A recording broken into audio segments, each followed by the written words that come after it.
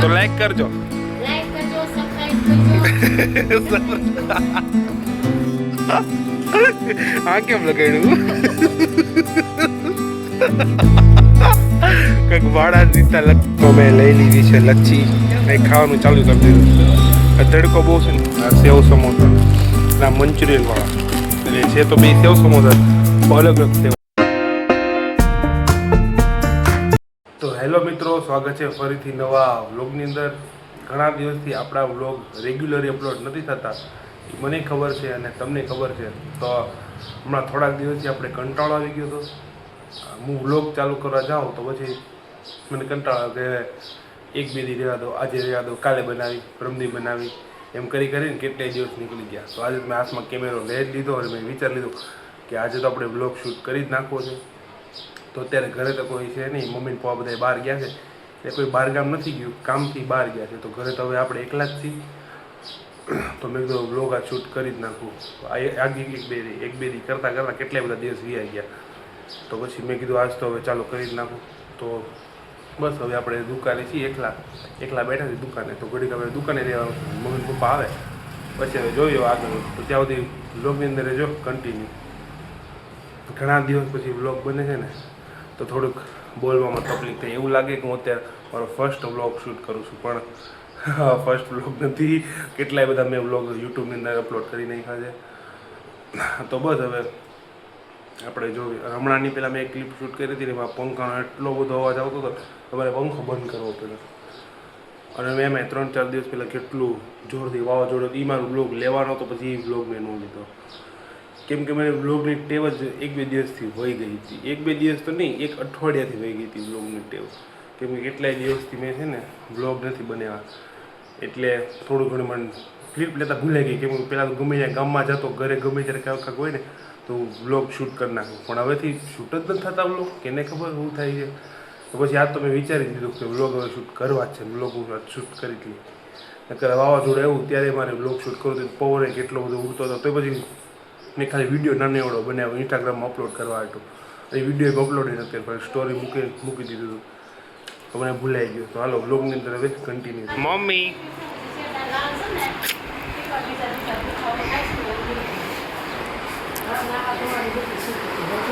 દુખાવો થાય તો આવજો. જો દુખાવો થાય ને તો એક સાહેબ આવો ને 3 મહિના પછી ત્યારે બતાવી જજો. એ તો ક્યાં ગયા હતા?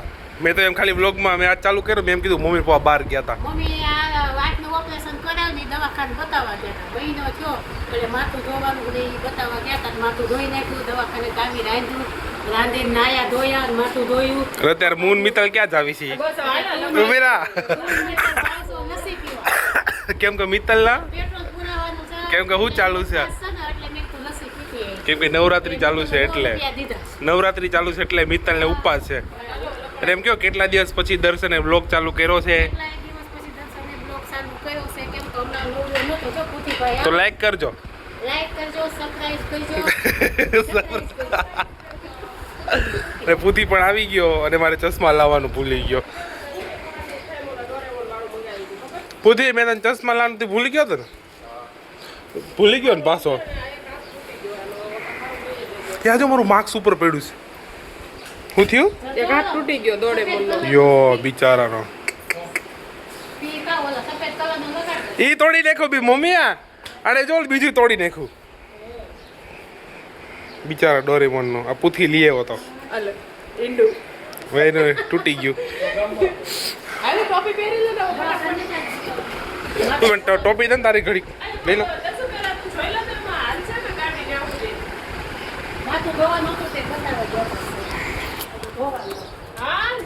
હા મારું માર્ક્સ લઈ લો. ના હો હું તો જાય કે વિલાયત નથી જાઉં. મેં 2-3 દિવસથી પૂછીને કીધું તું બહાર લેતા જ ચશ્મા, કેમ કે આ ડબલા પહેરીને મને બહાર જવું નથી ગમતું.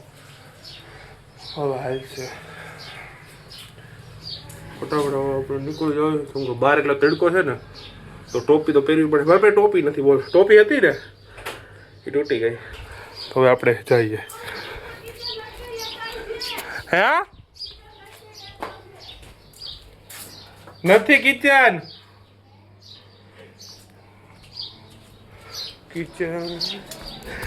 હાય એમ કે કેટલા દિવસ દર્શન બ્લોગ ચાલુ કર્યો પાછો વાવ તો મજા આવી ગઈ મિત્તલ એ મિત્તલ કિચન નથી જો લે આમ દેખાડું તો મને દેખાવું છે મને દેખાવું જોઈએ આરતી નું લઈને ઘડી કિચન આયો હતો ને કે આઈ ગયો આરતી તામ કિચન આમાં શું છે યાર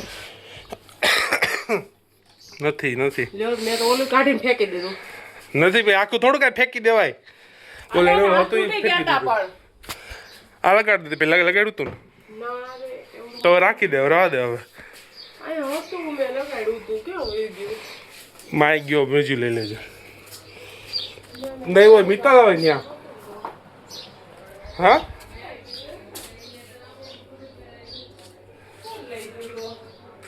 હાલે છે કોને છે જો પાણી નળ ચાલુ છે તો હવે અમે જાવી છીએ બહાર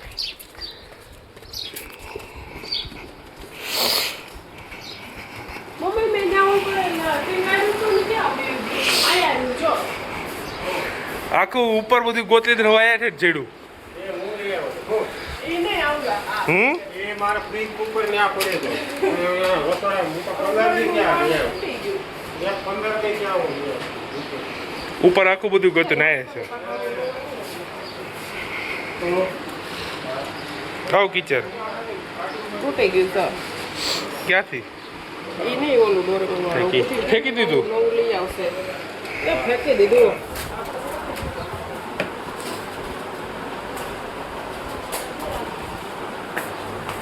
ચાવી દીધી ને હાલો આઈ ગયું યો પાણી નીકળું ના રે ના હા જો આ કાચ જરી નીકળી જો હવે ક્યાં દૂધું આ હું છે? આયા રહ્યું જો એટલે પછાડ્યું એમ નીચે હાલો હવે બીજું કિચન તૂટી ગયું પેલું તો તૂટી જ ગયું તું ફેંકી દીધું ઈ હવે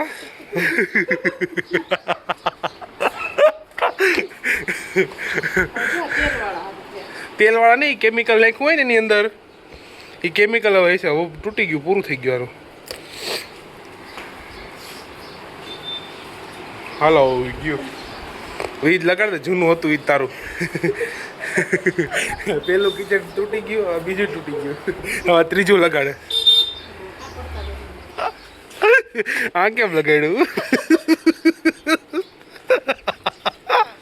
કંઈક વાળા રીતા લગાડે આવા આવા ઈ ભૂલાઈ ગયું પટાવા લગાડી દીધું પટો ફેશનનો ન હોય એ મમ્મી મમ્મી આ કેમ કિચન લગાડ પપ્પા બા એક તો પાજરું થાતું નથી મહિના એક થી મહિના એકથી માથું નથી ધોયું એટલે આવું થઈ ગયું છે કા કૂચડા વળી ગયા પણ ડોક્ટરે તમને ના પાડી માથું ધોઈને પછી કઈ થોડું ધોવાય તો ડોક્ટર કહે પછી હાલો તો ફટાફટ હવે નીકળીએ આમાં તો તો ચાલુ જ રહે આવી રીતના હા અમે લચ્છી પીવા જાવ આવું છે કેમ 10 મિનિટ છે તારે પાસે હજી તોય તે રોટી વાગ્યા છે આ તો રાતના મોડું થઈ જાય હવે વાંધો નહીં તો અમે નીકળીએ આરતી તો અમારે ભેગી આવતી નથી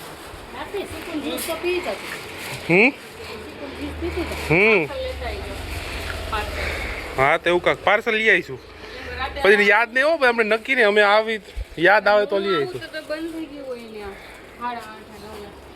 હા તો જોવી પાર્સલ યાદ રહેતું લા હો થઈ ગયું ઓલું કાઢ ને કપટો તો મેં લઈ લીધી છે લચ્છી એક ખાવાનું ચાલુ કરી દીધું તડકો બહુ છે ને ગળદી બહુ છે બાજુ પછી હવે આ બાજુ સાઈડ વી એવા તડકો લાગે તો ભલે લાગતો હવે તડકો યાદ બહુ છે તો અત્યારે આપણે ઘરે આવી ગયા તડકો બારે બહુ છે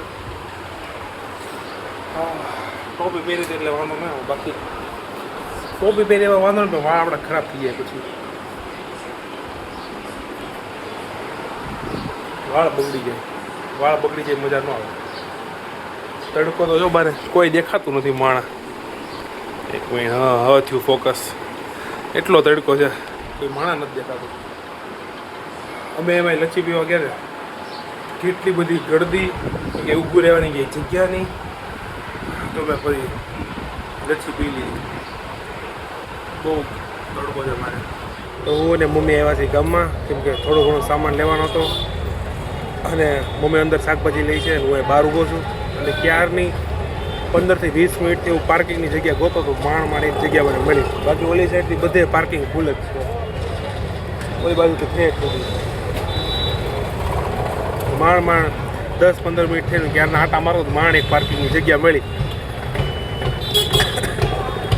તો બસ હવે શાકભાજીનું બધું થોડો ઘણો સામાન બધું લઈ લે, પછી હવે ઘર સાઈડ નીકળી. તો બસ રાત પડી ગઈ અને આપણે હવે ઘડી દુકાને બેઠા હતા. તો નીચેથી જો હું લઈ આવ્યો આ સેવ સમોસા અને આ મંચુરિયનવાળા. એટલે છે તો બે સેવ સમોસા અલગ અલગ ફ્લેવરના એમ. આ મંચુરિયનવાળા અને આમાં ખાલી સેવ સમોસા લખેલું છે. તો ફટાફટ આપણે નાસ્તો આ કરી લેવી અને રાત પડી ગઈ એટલે આપણે આજનો વ્લોગ આ સુધી જ રાખી. જો વ્લોગ ગમે તો લાઈક શેર અને સબસ્ક્રાઈબ કરવા ના ભૂલતા. મળે પાછા નવા વ્લોગ સાથે, ત્યાં સુધી બાય બાય. અને ફટાફટ વાળો નાસ્તો કરી દો. Bye bye.